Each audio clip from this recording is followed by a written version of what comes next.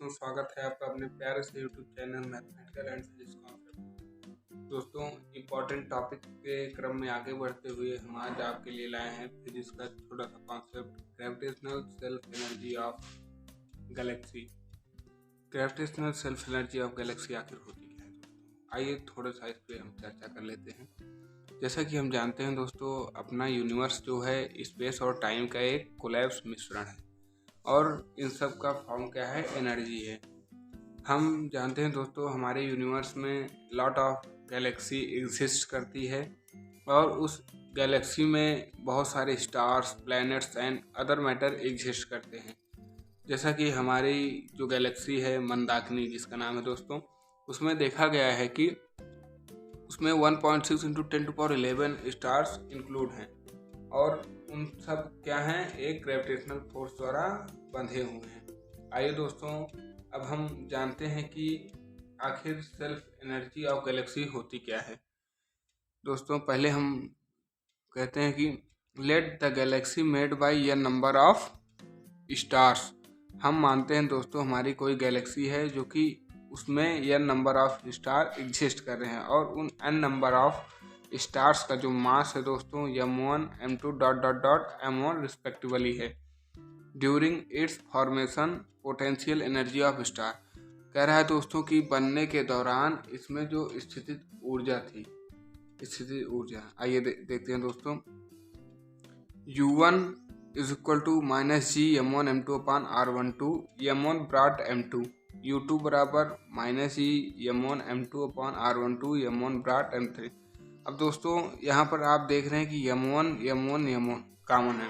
आइए हम इस पर चर्चा करते हैं। जैसा कि हम जानते हैं दोस्तों, हमने कूलाम लॉ में पढ़ा था कि अगर कोई डिब्बे में अगर हम Q1 Q2 Q3 ... Q1 आवेश को n आवेश को बंद करते हैं तो Q1 Q2 पे फोर्स ऑफ अट्रैक्शन या रिपल्सन लगाएगा, Q1 Q3 पे भी फोर्स ऑफ अट्रैक्शन और रिपल्सन लगाएगा, Q1 Q3 पे भी, Q1 Q4 पर भी, Q1 Qn पार्टिकल पर भी अट्रैक्शन या रिपल्सन लगाएगा। ठीक इसी प्रकार दोस्तों Q2 Q1 पर लगाएगा, Q2 Q3 पर लगाएगा, Q2 Q4 पर भी लगाएगा।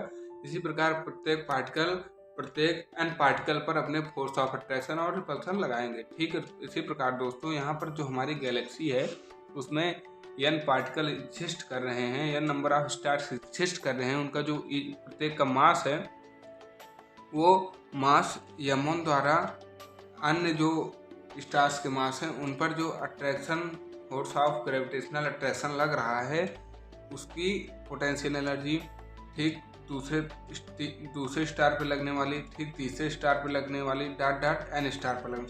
अब दोस्तों m1 द्वारा कुल स्टार्स पर लगने वाली पोटेंशियल एनर्जी को देखते हैं। उसे हम दोस्तों कैपिटल U से डिनोट करते हैं दोस्तों, ये स्मॉल u है। चलिए, total potential energy done by particle और मास m1। तो दोस्तों जैसा कि ये देख रहे हैं, यहाँ पर U1 + U2 + U3 + P अर्थात दोस्तों हमने n का नोटेशन लिया है कि अप टू nth टर्म, क्योंकि हमने दोस्तों n का पहले ही प्रयोग कर लिया था। आइए दोस्तों, अब हम इन्हें ऐड कर लेते हैं और हमें मिलता है कि जैसा कि हम दोस्तों देख रहे हैं कि ऐड करने के बाद -g m1 सब में कॉमन हो जा रहा है, उसे हम बाहर ले लेते हैं और देख रहे हैं m2 + m3 + m1 upon respectively distance उसकी बच रही। तो दोस्तों हम इसे g m1 यहाँ पर समेशन दोस्तों हमारा 1 to nth टर्म का डिनोट करता है। हमने दोस्तों इसे समेशन फॉर्म में चेंज कर दिया है। यहाँ दोस्तों के की वैल्यू 1 नहीं हो सकती। अगर 1 कर देगा दोस्तों तो वो मैटर कोलैप्स कर जाएगा और अर्थात एग्जिस्ट नहीं करता, क्योंकि कोई भी दो पार्टिकल एक सेम टाइम में एग्जिस्ट नहीं करेंगे। इसी प्रकार दोस्तों ये हमारी पोटेंशियल एनर्जी ऑफ m1 की हो गई। इसी प्रकार दोस्तों देखते हैं similarly potential energy of m2। इसी प्रकार दोस्तों यहाँ m1 है तो यहाँ m2 कांस्टेंट हो जाएगा और सेम टर्म यही रहेगा, बस यहाँ पर k बराबर 2 इंक्लूड नहीं होगा। इसी प्रकार दोस्तों हम nth टर्म की potential energy nth particle nth मास द्वारा पोटेंशियल एनर्जी को करते हैं। अब हम दोस्तों हम पूरे गैलेक्सी की पोटेंशियल एनर्जी ज्ञात करते हैं, क्योंकि जैसा कि हमने पहले माना था, क्योंकि हमारे गैलेक्सी में n स्टार्स एग्जिस्ट करते हैं और उनका मास m1 m2 m3 है दोस्तों, तो हम उन सभी मासों की पोटेंशियल एनर्जी कैलकुलेट कर ले तो हमें एनर्जी ऑफ गैलेक्सी मिल जाएगी, self energy of Galaxy found हो जाएगी। तो आइए दोस्तों हम आगे बढ़ते हैं तो और देखते हैं कि total potential energy of Galaxy, कि हमारे गैलेक्सी की टोटल पोटेंशियल एनर्जी कितना हुआ। U बराबर half U1 plus U2 plus U3 plus dot dot dot dot UN। हमने उनकी औसत एनर्जी अर्थात एवरेज एनर्जी कैलकुलेट की है दोस्तों। ये कुल पोटेंशियल एनर्जी का फार्मूला होता है कैपिटल U बराबर half U1 plus U2 plus 3 dot dot dot UN।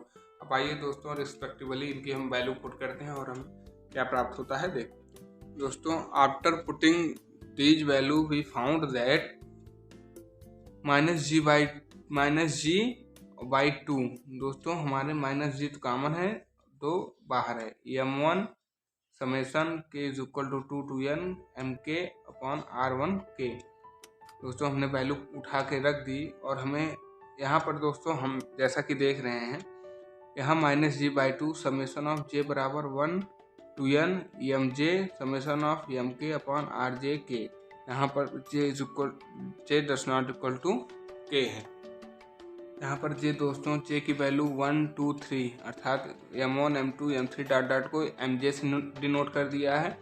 mk upon rk value ये mk ही था दोस्तों। यहाँ पर जो 1 2 3 था उसे j से डिनोट कर दिया है बस। फिर इसी को हमने और शॉर्ट कर लिया है माइनस जी बाई टू, दोनों में समेसन पास लिख दिया है दोस्तों। Summation of j is equal to 1 to n summation of k is equal to 1 to n mj mk rj k। J does not equal to k. अगर दोस्तों इसकी value 1 होगी तो इसकी वैल्यू 2 होगी, अगर इसकी 2 होगी तो इसकी 1 होगी दोस्तों। दोनों सेम लाइन नहीं करेंगे। व्हेन आर जे के बराबर आर, माना कि हमारा जो स्टार्स के बीच की डिस्टेंस है वो एक कांस्टेंट डिस्टेंस आर है। तो दोस्तों हमें क्या मिलता है minus g by two r, अर्थात जब सब आर कुल कॉमन हो गया दोस्तों तो वो ब्रैकेट के बाहर आ गया। Minus g by two r summation of j is equal to n two power n mj summation of k is equal to 1 two power n mk। यहाँ पर देख रहे हैं दोस्तों हमने minus g by two r j को दोस्तों expand कर दिया अप टू nth टर्म और हमें प्राप्त हुआ दोस्तों कि minus g by two r m1 m2 m3 dot dot dot m2 m1 m3। यहाँ पर हमने k की वैल्यू भी पुट कर दी है दोस्तों और हमें प्राप्त हुआ कि m1 जो कि j 1 to n तक लाई करता था और फर्स्ट वाले पीरियड में हमें m इज इक्वल टू 1 पर इंक्लूड नहीं करता था, इसलिए हमने ले लिया। In each bracket there are n minus one term. हम जैसा कि दोस्तों देख रहे हैं कि प्रत्येक ब्रैकेट में n minus one term exist कर रहा है। तो पोटेंशियल एनर्जी ऑफ, अगर दोस्तों हम यहाँ देखा जाए, अगर यहाँ पर हम कॉमन ले लिया जाए तो इसमें हमेशा क्या है एक टर्म कम है। जैसे इसमें m2 m3 m4 dot dot गया तो इसमें m1 एग्जिस्ट नहीं कर रहा। इसमें m1 m3 m4 ले लिया जाए तो m2 एग्जिस्ट नहीं कर, तो इसको कह सकते हैं अगर हमारे पास n टर्म हो तो कह सकते हैं इसमें टोटल टर्म की संख्या n माइनस वन है। दोस्तों कुछ नहीं है, m माइनस वन कर दिया गया है। अर्थात फिर m1 m2 m3 dot dot dot ये तो n टर्म तक चला गया तो इसे कह सकते हैं n। आइए दोस्तों अब आगे देखते हैं। इनमें n is very large and n minus one is equal to n। दोस्तों हमारी जो ये पोटेंशियल एनर्जी है वो आ गई u बराबर minus g by two r m square n minus one upon n। जब दोस्तों n हमारे पास बहुत बड़ी संख्या है, अगर उस जैसे मान लीजिए हमारे पास एक बाल्टी जल है, अगर उसमें से हमने एक चम्मच पानी को निकाल लिया तो हमारी उस क्वांटिटी पे कोई प्रभाव पड़ेगा? फिजिकली तो नहीं पड़ेगा। आइए देखते हैं दोस्तों। फिर अगर n लार्ज है तो n की वैल्यू n माइनस वन की वैल्यू n की तरफ टेंड करेगी और अर्थात हम इसे n मान लेंगे। तो सेल्फ एनर्जी ऑफ गैलेक्सी हो जाएगी u बराबर minus g m square n square upon 2r। दोस्तों यही हमारा प्यारा सा फार्मूला था। यहाँ पर दोस्तों माइनस साइन यह इंडिकेट करता है कि हमारी एनर्जी में जो एनर्जी में है वो लॉस हो रहा है पोटेंशियल से, अर्थात काइनेटिक जा रही है हम कह सकते हैं, तो हमारी पोटेंशियल एनर्जी को लॉस हो रहा है। चलिए दोस्तों, हम फिर मिलेंगे नेक्स्ट वीडियो में। आप हमारे साथ बने रहिएगा। धन्यवाद।